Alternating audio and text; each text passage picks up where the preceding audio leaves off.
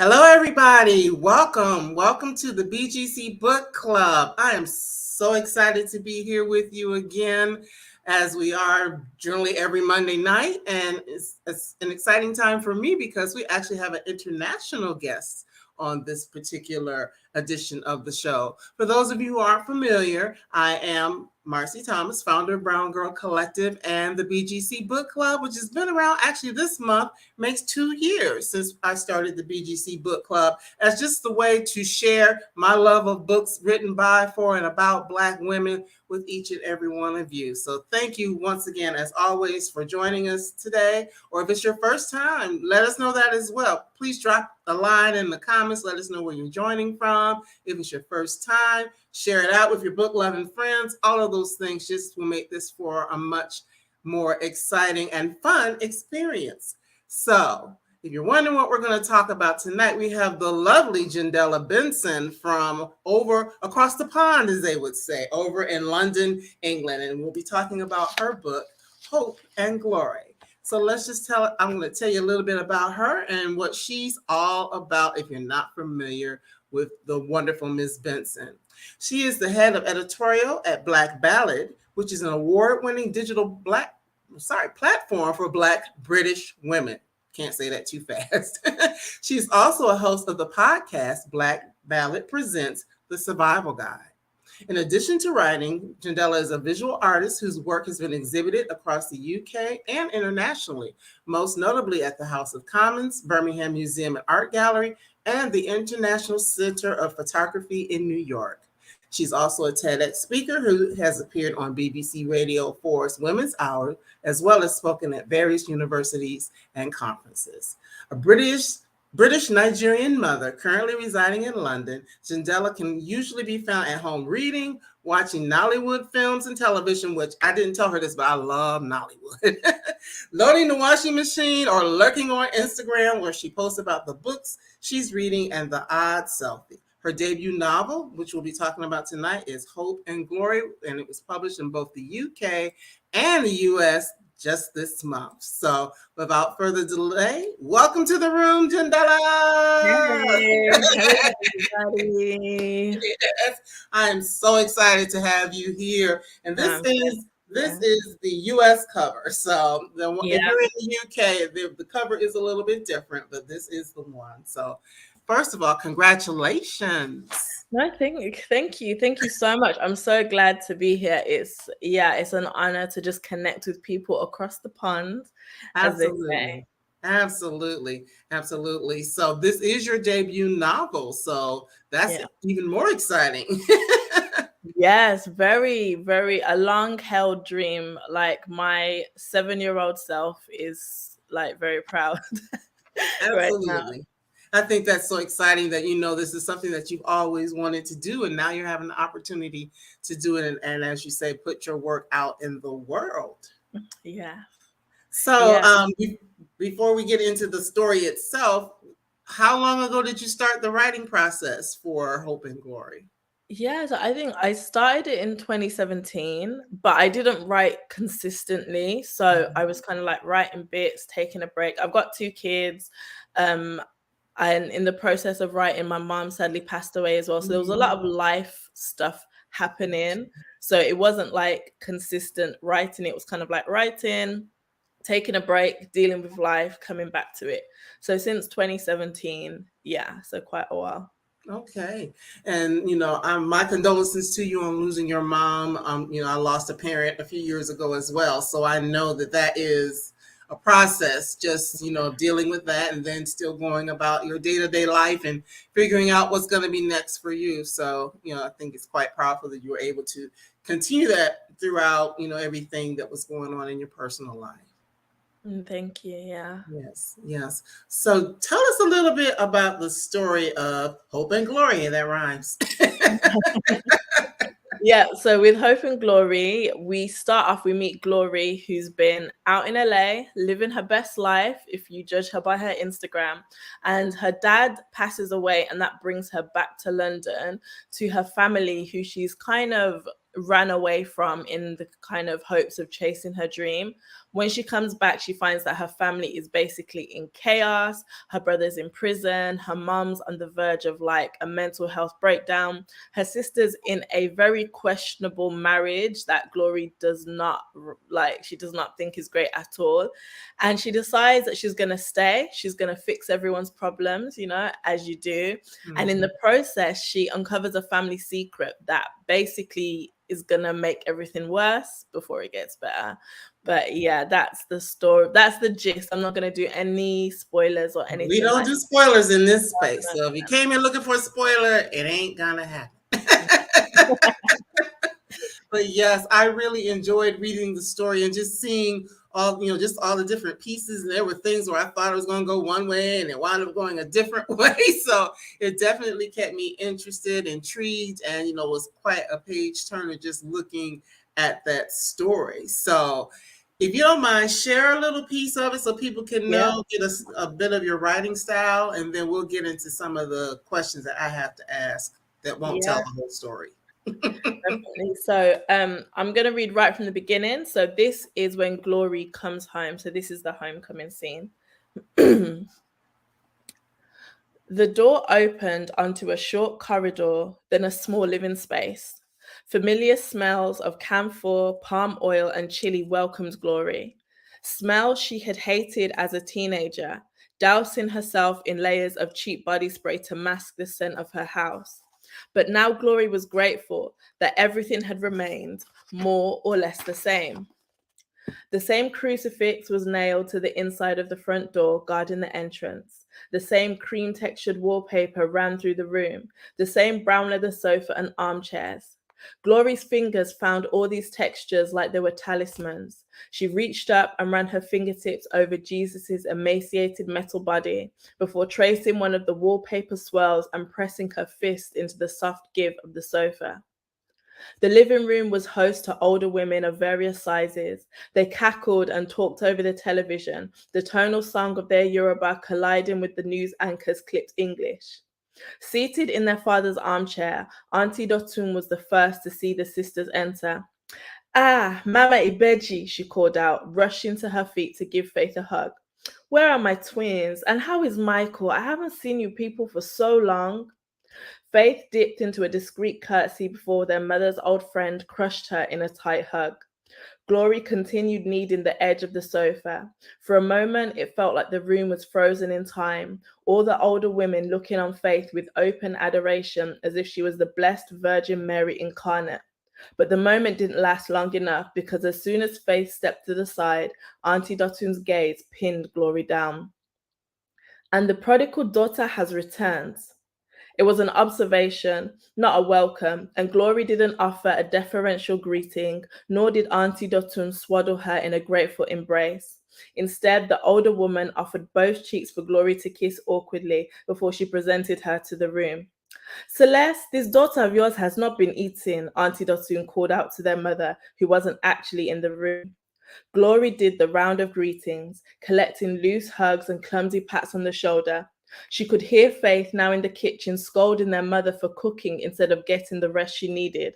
She began making her way to join them, but as soon as her back was turned, she heard a comment slip out behind her, a sly whisper chased away by a snicker. Now this one, Omo Britico, British girl. Glory bristled at this illogical insult. Each of these women had chosen to raise their own children in Britain only to take issue with her generation's Britishness, and kept walking, past the cluttered table where the family computer had once lived, and down the steps into the narrow kitchen at the back of the house. Thank you. Thank you so much for sharing that. Yes, it gives you a good insight into kind of where this could possibly be going. And one of the things that I love, especially as an African American, is seeing just right there in that first bit, there's just so much. The whole thing of, okay, you're Nigerian and American, and British. You chose to live there, but then you're criticizing the children for taking on those British ways. Exactly. Yeah. So is that obviously that's something that you see a lot in your culture? Yeah, I think there's a lot of tension, that like generational tension. Like the one generation came here to provide a better life for their children, but in doing so, they're raising these children in a culture that they're not familiar with. And Mhm. so, as these children are taking on elements of that culture, they can see it as a threat, or maybe as kind of like disrespect, or just kind of like something that they're not really with.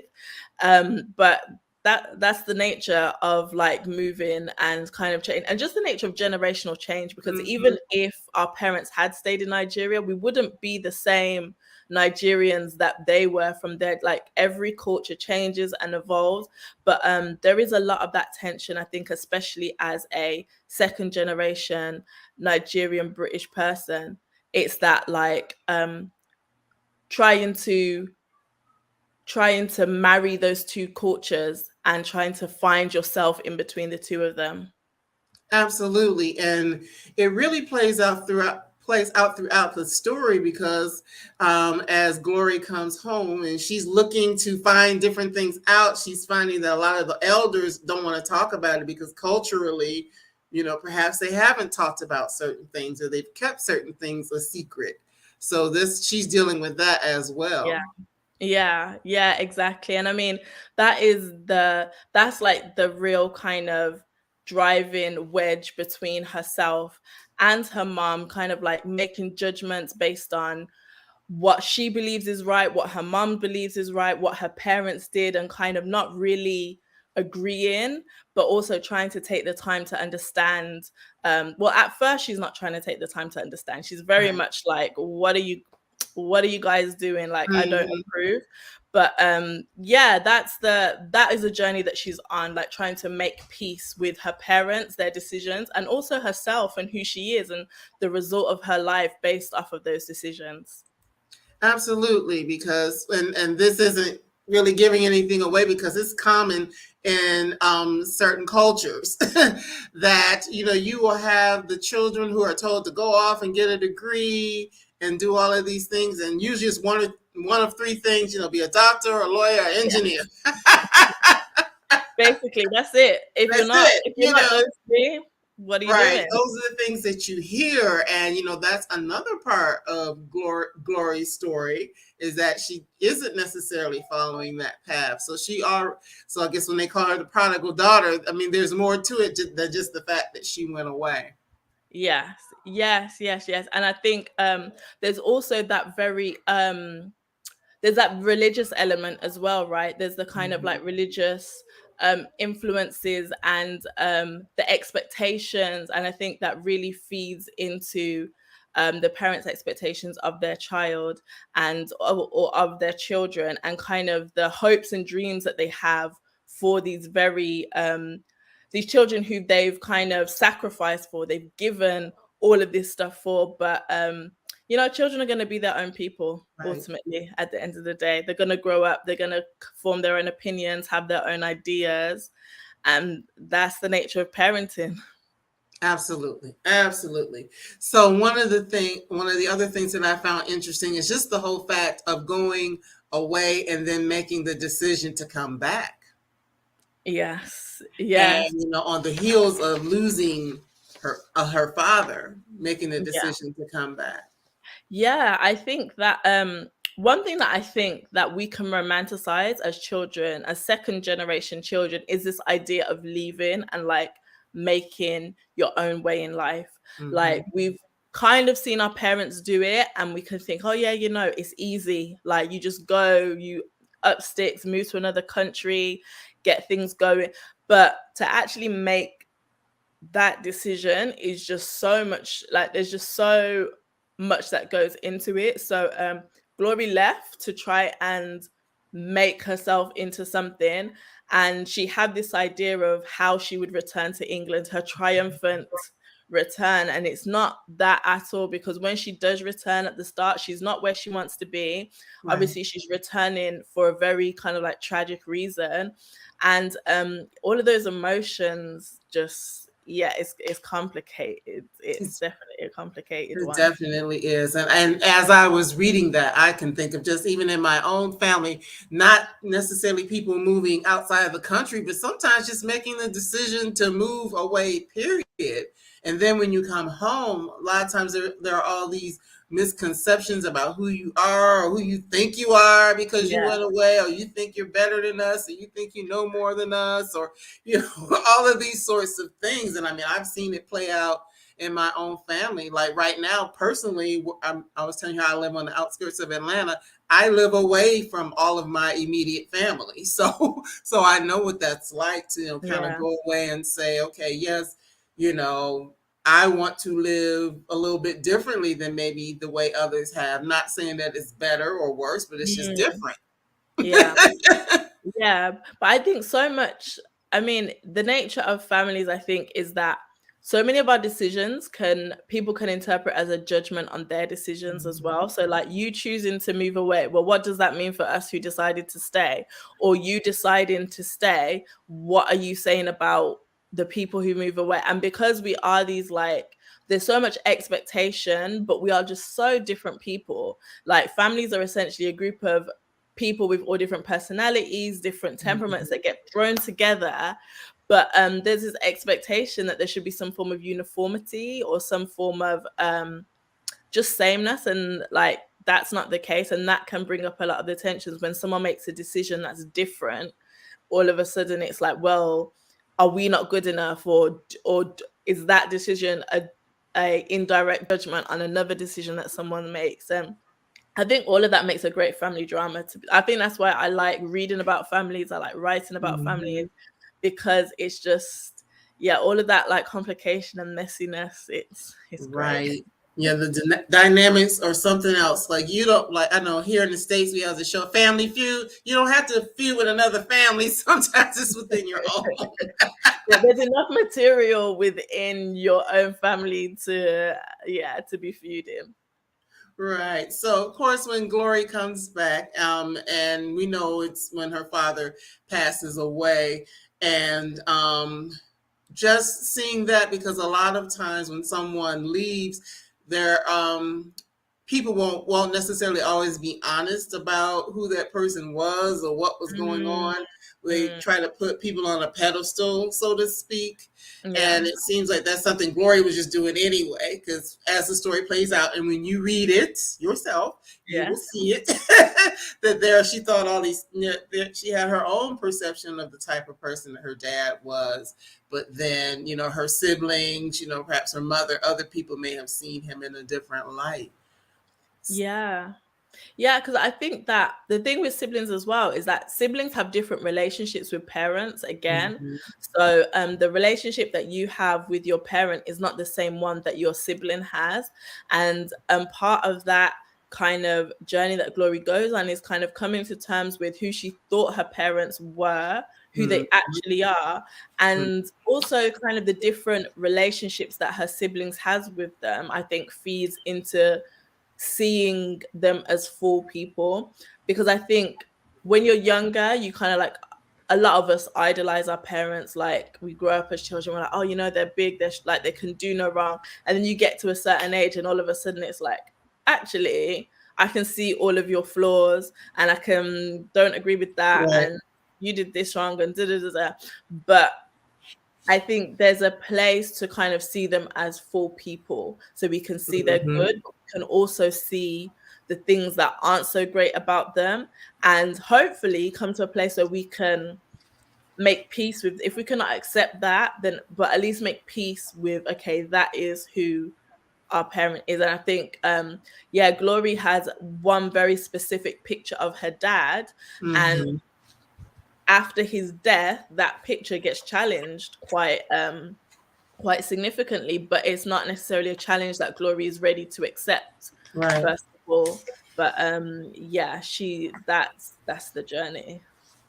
Oh, one of the other thing that plays in her coming home, and actually I saw you wrote an article about it not too long ago about place, about what place, like where you live, how does Mm, that play into your memory and all of these sorts of things. and there is a place you can tell us about it.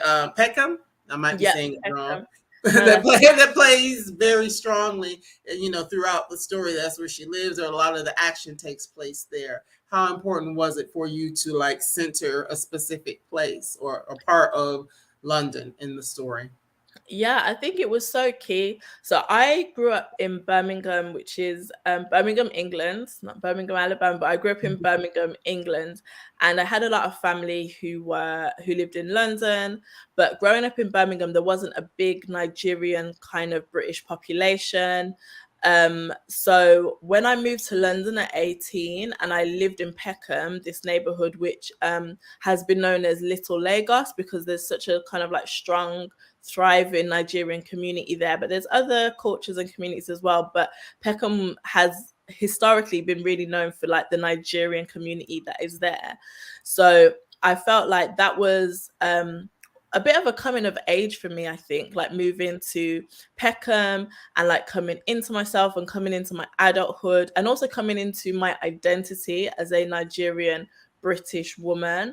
So the reason why Peckham was important for the story because I felt like the kind of time period that Glory's there, like her age in life, that's around the age that I was when I was living in Peckham, and that journey of like finding herself, I felt for me it really related to being in Peckham. And also it's changing, the neighborhood is changing, gentrification, communities are being pushed out, and the place is just very different to how it was even just 10 years ago, let alone say 20 or whatever. And I wanted to pay homage to that community. I wanted to kind of freeze Peckham in time for myself, and yeah, just kind of pay homage to this place, which was really personally important for me. And historically, it's not been known for the greatest things, but now it's kind of changing, and now it's all like trendy, and go to this art Mm, gallery there, and this, that, there, and blah blah blah. But it's like no, there's like a real community that has created the vibes and the flavor and the kind of thing that other people are flocking for. So I wanted to honor that, and that's why it was really important for me for it to be set in Peckham. But I didn't realize how important until I'd finished writing and reading it back, and I was like, it's almost to me almost like Peckham's almost like another person in a way. mhm, Like it's a mhm. thing in and of itself in the story. Um, so yeah, that's why it's set in Peckham. And I think that's really good to do that because even here in the United States, there are certain areas, certain cities. You hear about Washington, D.C. a lot because that's just the nation's capital. So people talk about Mm, that a lot. But the gentrification just all around, it's something that, yeah, you could grow up in a neighborhood and it was one way when you grew up there. I'm thinking Brooklyn, New York, or, wherever, and then you yeah, go back, to visit 20 years later, as you said, maybe even 10 years later, it doesn't look the same, yeah, yeah. and that's something. A couple of, well, been more than a couple of years now, I went to Harlem for the first time, and Okay. it was interesting to me because Harlem is known as Harlem Renaissance, all these great things, this black Yeah. wonderful thriving black community, the Apollo Theater, all these wonderful things. And when I went there and I signed up for a tour, the person giving the tour was not a black person. And it's kind of like, okay. I mean, he had a lot of knowledge. I mean, because anyone can learn Yeah. things and be able to, share that information. But it was just like, wow, this is different because I just feel like some things that, a person who has a more personal connection, can speak Mhm. to that place or, what it really was versus somebody, a Johnny come lately who comes in, oh, I've been here for a couple of years because real estate is cheap for me, but too expensive for the people who've been here all these years. Yeah, I see you rolling Yeah. your eyes. It's cheap for me, but not for everybody else. So Yeah. yeah, it's just different. So I think it is important that whenever we can, to be able to, tell those stories of our neighborhoods and those things that we can remember. So I like that you did that. Thank you. Um, One of the other things that you talked about that shows up in the book that was interesting for me is talking about the prison system. in Mm. England, because of course we hear a lot of things about policing and all of that in prison here in the United States, and it sounds like a lot of things are very similar. Yes, yes, yes. One thing that I think that Britain is kind of like the not the blueprint, like the way policing and everything is in Britain, like they've exported it across the world, right? And it just takes on, Mhm. even like, but if you go to Nigeria, like some of the same issues, even in like a majority black country, the same issues around police brutality and all, it's happening in other countries. And I thought it was really important to include that, because I've had like personal experience of like having a loved one in the prison system, and it's a very it can feel quite shameful, and it can be something that people don't talk about. But then when it happens to you, you realize that so many people are going through this. It's just that Mhm. no one talks about it because of like the shame and the gossip and the community and all that kind of thing.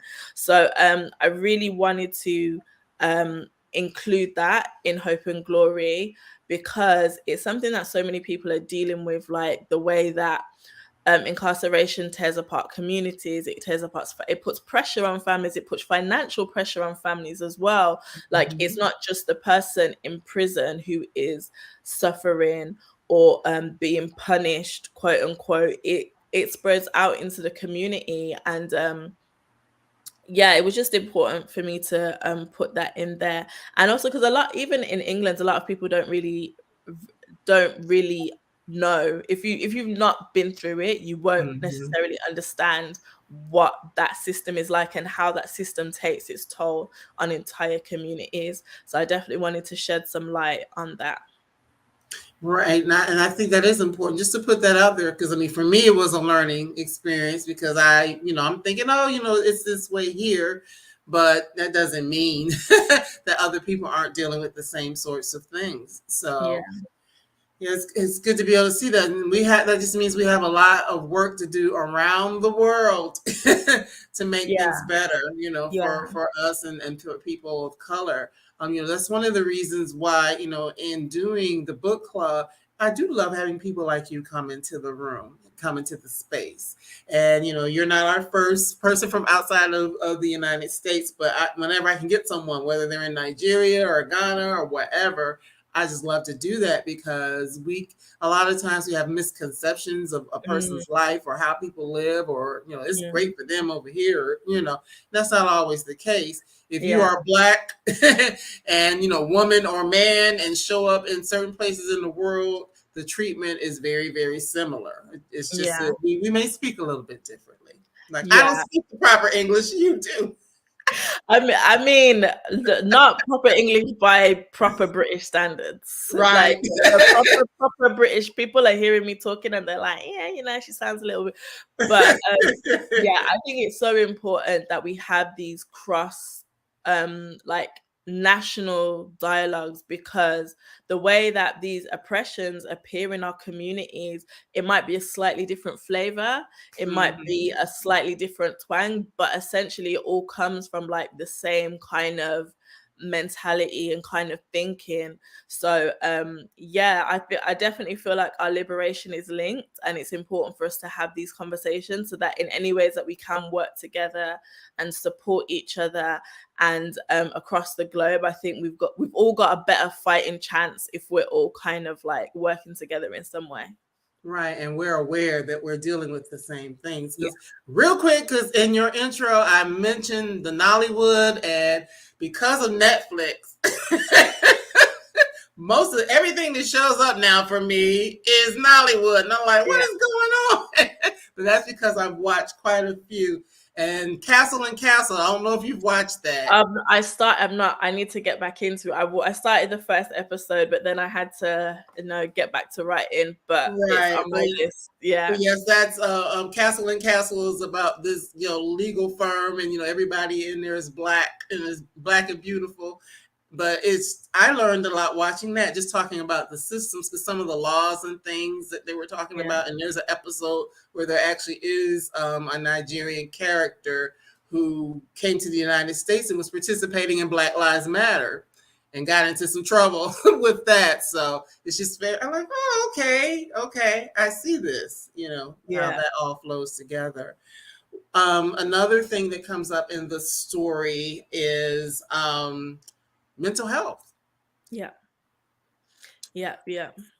So, and I mean, it kind of runs the gamut of someone, I'm not going to say who, who spends some time hospitalized, and then another character who is just choosing to do therapy, and things like that. So, how important was it for you to include those sorts of themes? Because I know just here, that can be a struggle. It's getting better in our community to talk about mental health, but, Mm. what is that like there in England?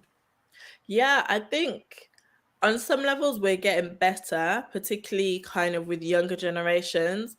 But I think there's still a lot more cross generational conversation that needs to happen. And sometimes we can say, oh, our parents' generation don't talk about it. They don't have the language to talk about mental health. And I don't think that's quite right. I think they have the language, it's just not the language that we would use. So particularly in like a Nigerian context, a lot of it is couched in like spirituality and Mhm. spiritual language. Like we're all talking about the same thing, we're just talking about it differently. And if there's a way that we can kind of get onto the same page, I feel like we can have better mental health all around. Because even when you think about being an immigrant and coming from one country to another, you're leaving behind your whole entire support system. You're leaving behind your Mhm. family. You're coming to another place where you're trying to learn the culture. You're trying to understand how things work. You're trying to bring up children. You're facing structural racism. You're facing personal racism. And that takes its toll on someone's mental health. And again, we can kind of overlook that by thinking, oh, our parents are so strong, they did so Mhm. much. And in doing so, we don't see the ways that life has actually really like worn them down or really kind of like affected them. So as much as we can be like, oh, they don't understand what we've been through, they don't understand what we're dealing with, but do we really understand what they've like, do we see them and understand what they've been through? Like, do we take the time to kind of consider their struggles? So again, mental health was really important. I mean, I myself, I've been to therapy. I'm a big proponent of therapy, counseling. um it's something that I try to talk about with the older people in my life as well. Like, and we're making progress, we're getting there, we're seeing older aunties and uncles and parents like seeking out kind of counseling as they're seeing the way that it is improving their children's lives. So I think we are definitely seeing improvements, but there's always room for like more progress. And the more that we can talk about it and just normalize it as not a shameful thing, not something to be hidden away, but just as much as we'll talk about someone's physical health and kind Mhm. of want to make sure that someone is cared for physically in their body, we should definitely be talking about that in terms of their mental health and that emotional health. But it does take a lot of patience because, as I said, sometimes we're just talking different languages Right. and we can like miss each other. But with patience, I think, yeah, definite improvement is happening. Well, that's good to know because we can all use it because a lot of times, even though we may not even realize that we all deal with trauma in one Yes. shape, form, fashion, or another. It might not be something that's really blatant, but I mean, it could be even something just like watching the news and seeing what's happening in the news and seeing Black people get hurt, or being in a car and seeing the police behind you and getting worried, like even Mhm. even if you haven't done anything wrong. Yeah. It's just the feeling. So those things show up, and it's in our cells, unfortunately. It's a part of Mm. us. So anytime that we can have conversations with those who can help us navigate, those waters, it's just really important. So I thought it was great to see that as, something in the story, that this is something that this family is dealing with in different ways and trying to, come to terms with some of the things that they've dealt with. Yeah. Um, Also, one of the things that I saw was just cultural norms, specifically as it pertains to the roles of women. But I mean, in general, but specifically as it pertains to the roles of women. Yeah. And I know that in your other job, you do write to women and talk a lot about women and women's issues and the things that we deal with as women. So how I know that it was important for you to include that, and that's kind of generational as well, because one generation has one idea and another generation has a different one. Yeah, I think it's something that as we're getting older as well, we're working out for ourselves, right? There's the example that has been set for us internally in terms of our family and our communities and our culture, and then there's also obviously wider cultural expectations. And thankfully I feel like we have the privilege of having a bit more space to work it out for ourselves, whereby previous generations things were perhaps more rigid, or there wasn't so many opportunities to try different things or live in a different way. We definitely have the space to do that, but that's not without its own frictions. That's not without its own kind of like conflicts with people having different ideas about how we're living, and also just kind of like not being sure in ourselves. And I think that I think sometimes there can be a hesitancy for us to say, you know what, I don't really know what I'm doing. I don't know what I'm doing here. I'm just trying to work it out. Like, we feel like we have to have answers. We feel like we have to know what our life plan is and have everything planned out, and everything needs to go to plan. And this is how I imagined things when I was 16. So this is how things must go.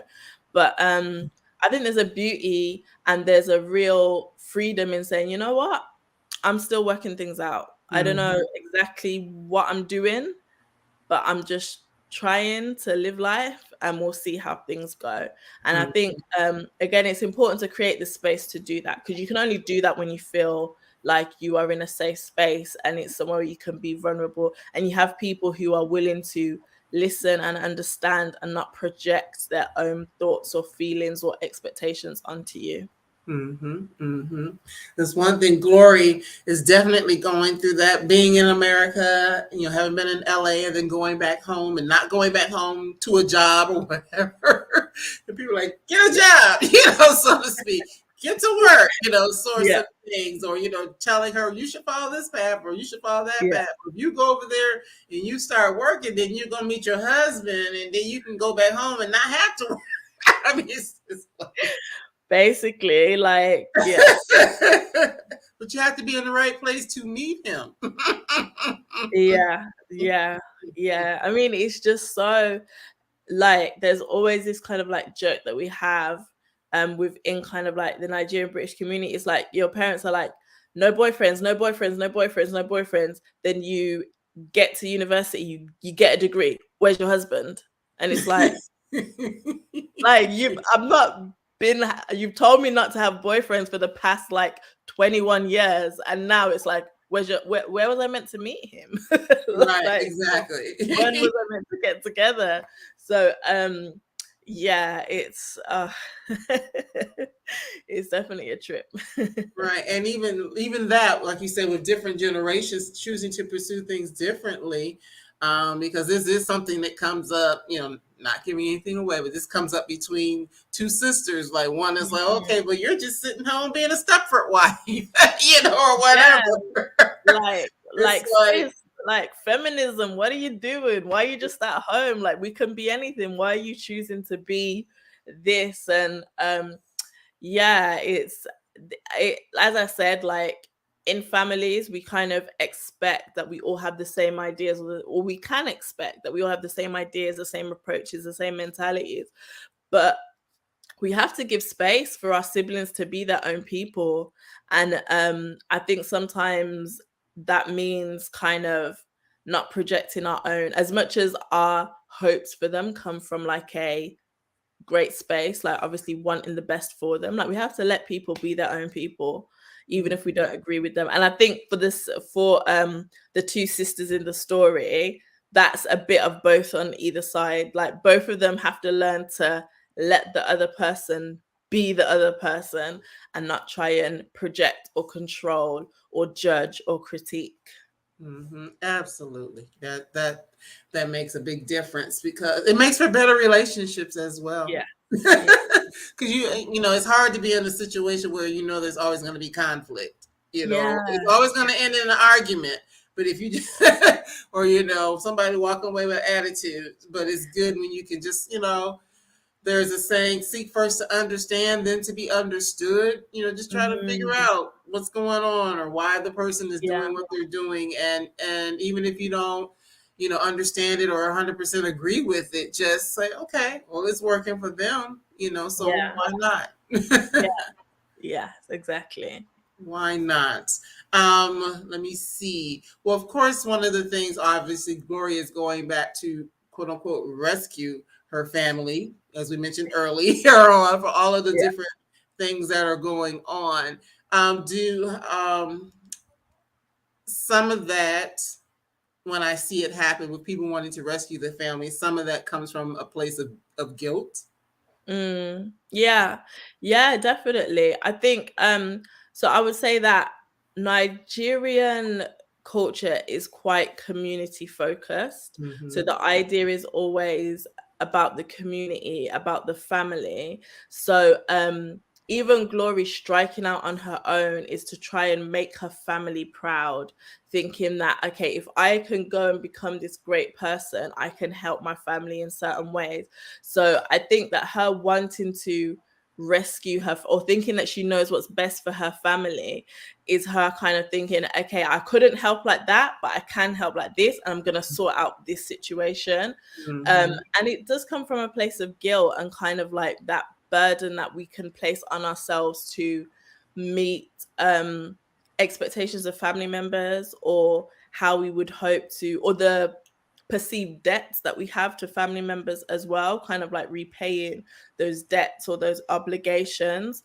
But I think that yeah, there's like pros and cons to that family kind of community focus, like in a Mm-hmm.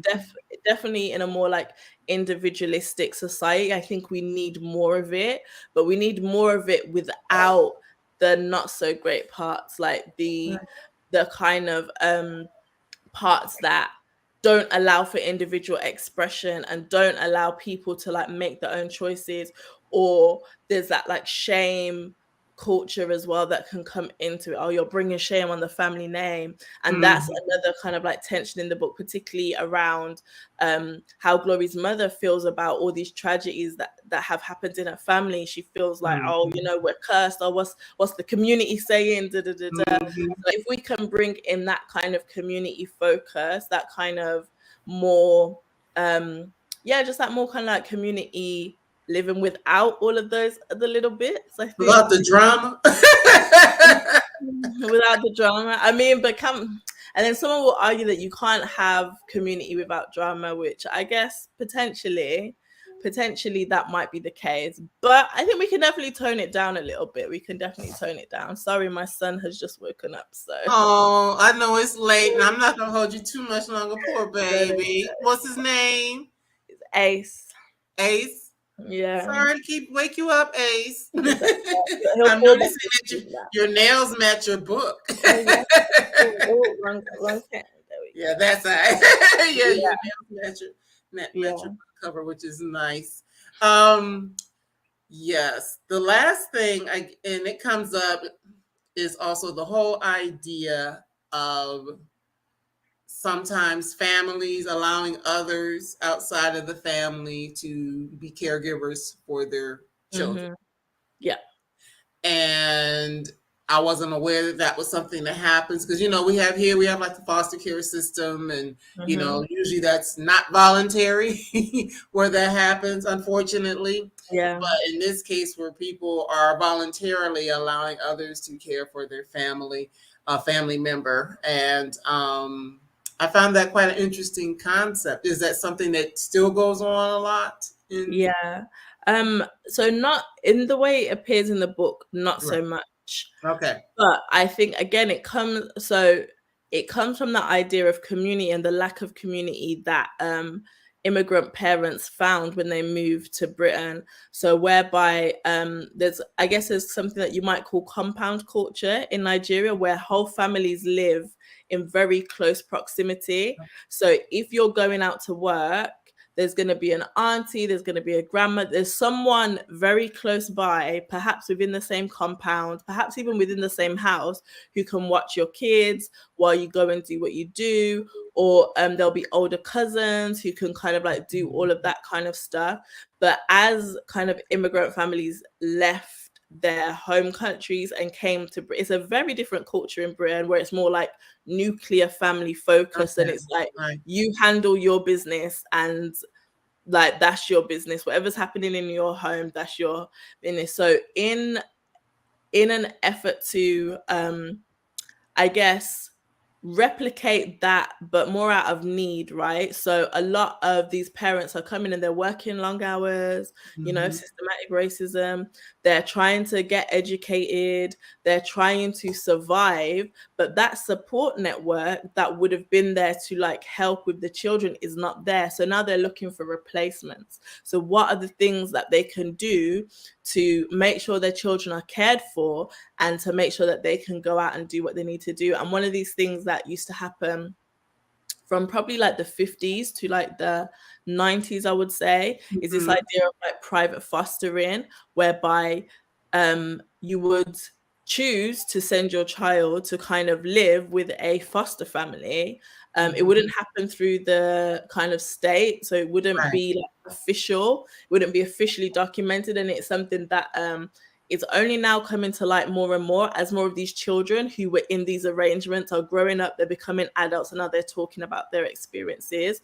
And it was something that I only discovered when my friends who had been through this experience started kind of like just casually dropping like, oh yeah, you know, like I lived with a white family out in Lancashire, which is like a kind of boondocks situation. And it's like what?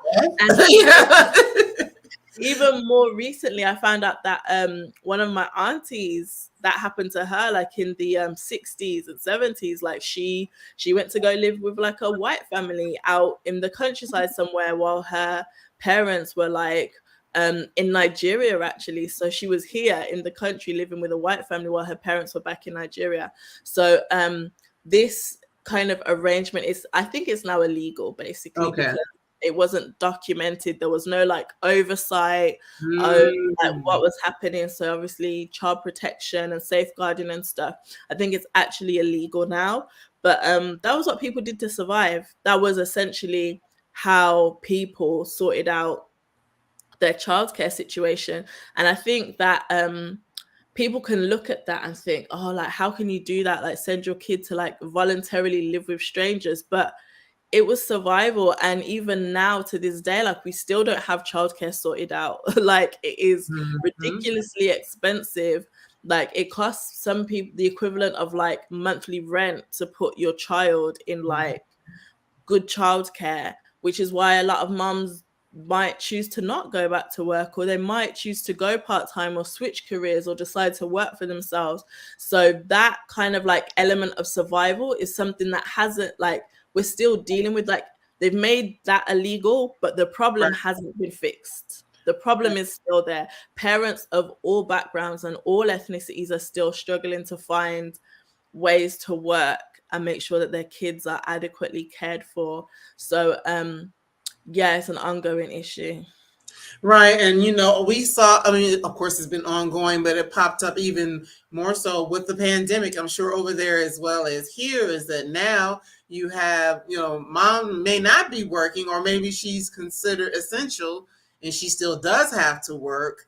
And the kids aren't in school, and they're having to be, for all intents and purposes, being homeschooled, having to get online. So it's like, okay, what do you do? In a situation like that, if there isn't, you know, an auntie or a cousin or, you know, a family member that can do that, you know, what do you do? Yeah. And I think that again, it's like, it kind of just shows how this idea of the nuclear family, in a sense where it's just you and your household against the world, is not sustainable, right? We need these wider networks of family members, or chosen family members, or just friends and like support systems. Because and I think the pandemic really showed just how much those networks matter to not just people who are parents, but to all of us. Like, we can't live in isolation from each other. Absolutely not. Absolutely not. So the I really want everybody to grab a copy of the book and read it. I actually listened to some of it on the audio as well, so that was Yeah, good. the So audio is listening really to the audio is really good as well. So I'm, as you can see, I read a lot, so sometimes I have to to prepare. I have to do a combination of both. So for those who may not have the chance to read, a physical book, there is an audible or audio available of Hope and Glory as well. And we talked about the things. We did not tell you the whole story. So you're gonna have to read or listen. you got to read it or listen to really know what's going on and where these certain themes kind of fall into play. So, just a couple other quick questions I want to ask you, because also when I was doing your introduction, I mentioned your art. Or so, what type of artwork do you do? So before my first son was born, I was a freelance photographer and filmmaker. So mainly photography, some kind of like film, kind of like short film kind of aspects Mhm. as well.